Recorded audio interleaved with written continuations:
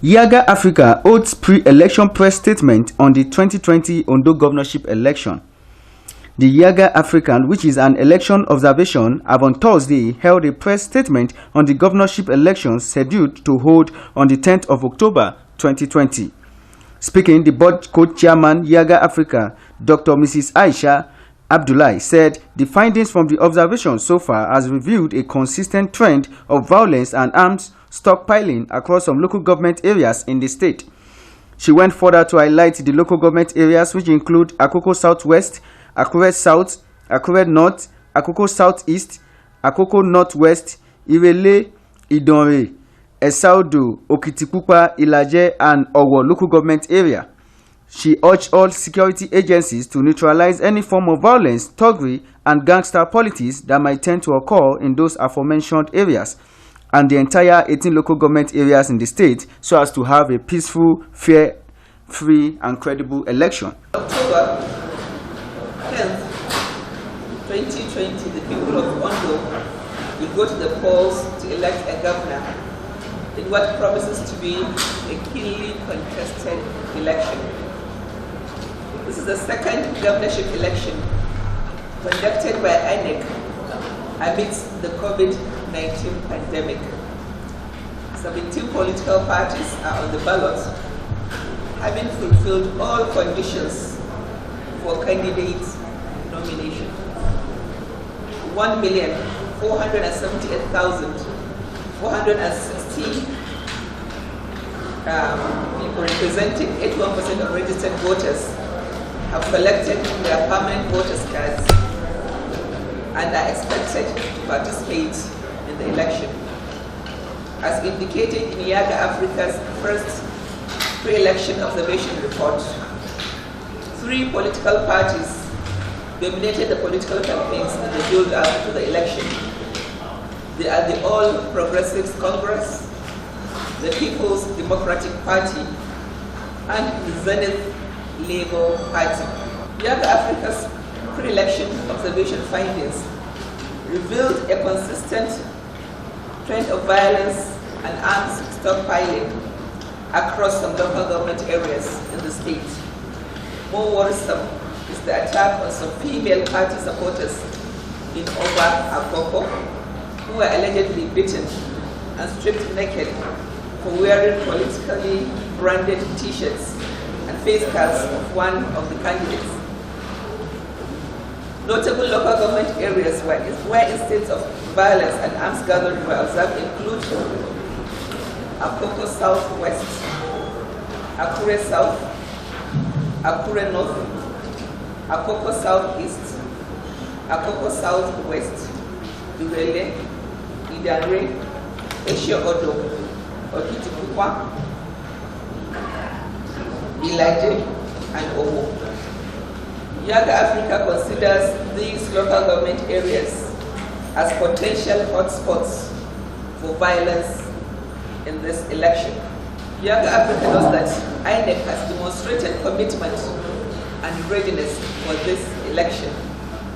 The level of preparations increased in all 18 local government areas based on reports from Yaga Africa's long-term observers deployed in the local government areas. Yaga Africa commends INEC for its resilience and determination to proceed with the election despite the 5,000 smart card readers destroyed under a questionable fire incident at the INEC office in Akure, which appears like an attempt to scuttle the Commission's preparedness and undermine its ability to conduct the polls. Dr. Aisha also commended INEC for the activities and processes being put in place thus far, just as election is near.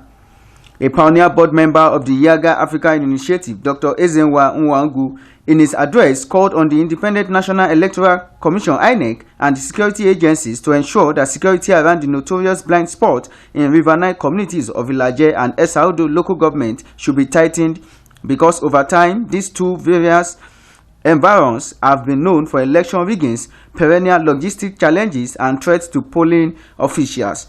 which may tend to low turnout of voters on the election day. INEC should ensure adequate logistics preparations coupled with heightened security deployment to protect materials and officials. It is important for the Commission to increase its oversight in those areas to ensure consistency in the application of election guidelines. And this is consistent with the call made by Yaga Africa in its 2016 Ondo observation findings and 2019 Bayelsa governorship election on the conduct of election in riverine communities. Based on reports of pre-election violence, Yaga Africa is concerned about threats of violence on election day. While the contesting political parties and candidates have committed to a peace accord, it is important for the security agencies to deploy with competence, professionalism, and independence on election day. Since 2011, voter turnout has not exceeded 43% in Ondo State. Security agencies should manage their operation with utmost levels of neutrality and professionalism, respect for the law, and citizens' constitutional and civic rights should be maintained without excessive use of force. Correspondingly, the Executive Director of Yaga Africa, Dr. Samson Itodo, gave an insight of the election observation methodology which will be put in place by the Institute, which involved the deployment of 600 stationary observers to representative statistical sample of 300 polling units and 28 mobile observers located in all the 18 local government areas of Ondo State. Dr. Todo went further to state that the methodology will be maximally utilized and monitored by the data unit so as to ensure transparency and fairness in the election. We will be deploying 600 stationary observers to a sample polling units across the 18 local governments and across the world. And these citizens observers, 600 of them, will be stationed at those sample polling units, and they will send the results as well as information on the process down to the data center here in Akure, and those information will be analyzed, they will be verified before Yaga Africa will make its findings known. But in addition to the 600 observers, stationary observers, we would also be deploying 18 local government collation center observers to observe the result collation at the local government level. Yaga Africa also appealed to INEC permanent and hard-hod staff, all security agents, political party candidates, and their supporters, as well as all Ondo people, to work together to ensure that the Ondo governorship election is credible and peaceful. The press conference, which was delivered at the Bliss World Hotel Hall, Ijapo area of Akure City, has the attendance of pressmen and mass media journalists across various mediums. Yaga African, an election observer institute, just held a pre-election press statement with pressmen in Akure, the state capital of Ondo State, where the election is coming up on Saturday, the 10th of October 2020. Speaking, the executive director made it known about the reports that the observer have in their record so far and how INEC have done well in ensuring that these processes are coming into good play to ensure that a free, fair and credible election comes to play comes the 10th of October 2020. ABN TV. Shortly after, CDD Election Analysis Center holds press briefing on Ondo forthcoming governorship election.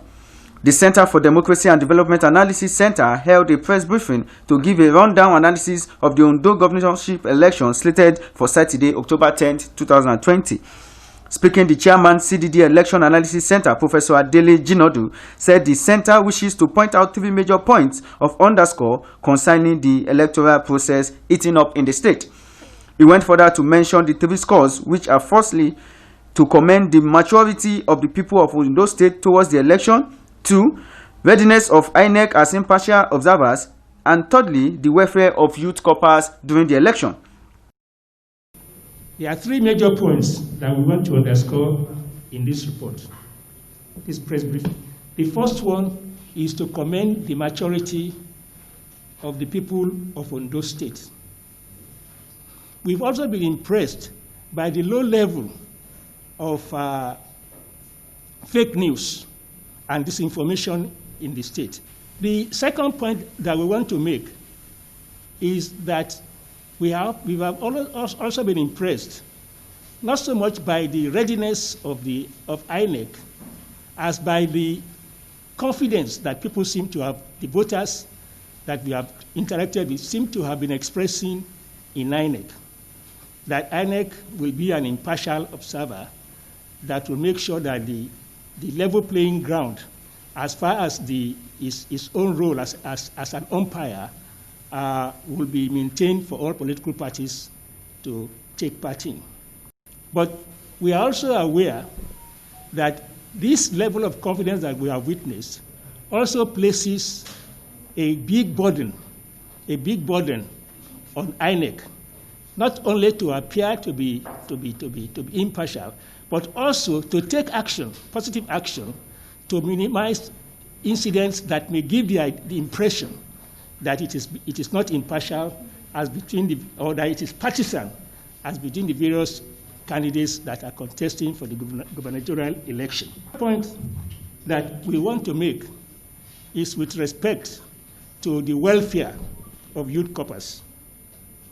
I think we have taken this up at an informal level in terms of some of the officials of INEC, particular commissioners with whom we have been interacting in an informal manner.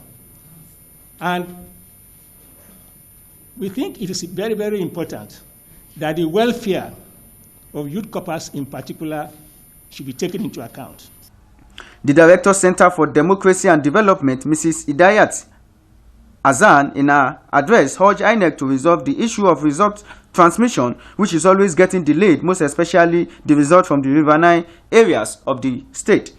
She further called on security agencies to look keenly into the vehicular movement that occurred between the last 48 hours and the ones coming before border and during border closure, while charging them to enforce law as expected on the election day. Protocols that will be put in place to ensure that the election goes well was also discussed. Previous elections, results from the riverine areas, local government, arrived the latest at the collation center, and this is creating worries in the hearts of people.